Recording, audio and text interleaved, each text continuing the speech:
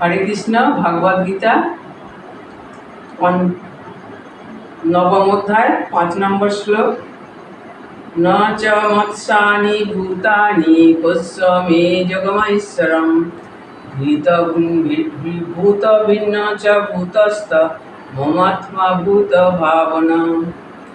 অনুবাদ: যদিও সব কিছুই আমারই সৃষ্ট, তবুও তারা আমাতে অবস্থিত নয়। আমার যোগ ঐশ্বর্য দর্শন করো। যদিও আমি সমস্ত জীবের ধারক এবং যদিও আমি সর্বব্যাপ্ত, তবুও আমি এই জগৎ সৃষ্টির অন্তর্গত নই, কেননা আমি নিজেই সমস্ত সৃষ্টির উৎস।